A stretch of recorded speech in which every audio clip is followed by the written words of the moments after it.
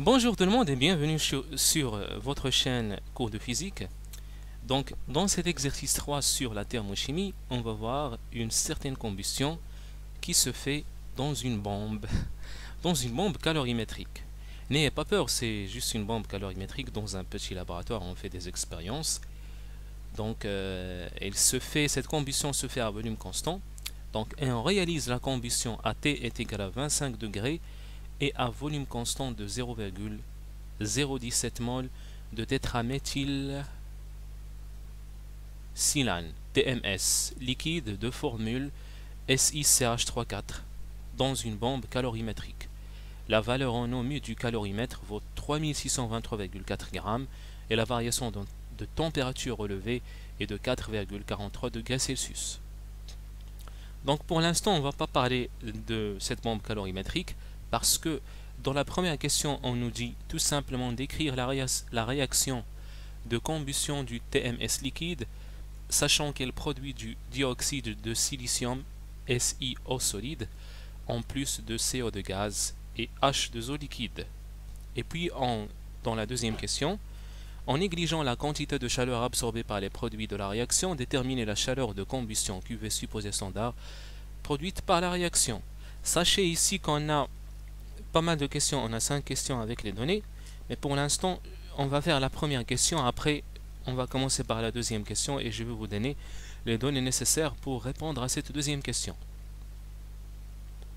Alors, on a le SiCH3 4 fois, la combustion se fait en présence de O2 bien entendu, eau de gaz, voilà.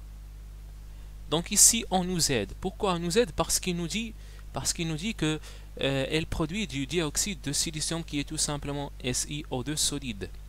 Bon, bien sûr elle va produire aussi du CO2 et de H2O.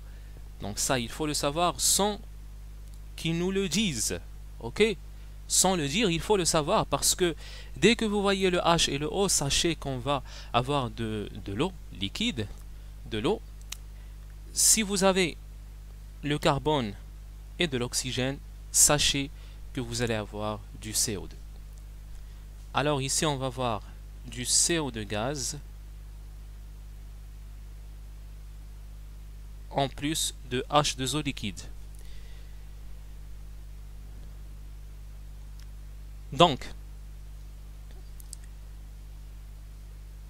ici, vous avez une chose, c'est que il faut d'abord équilibrer.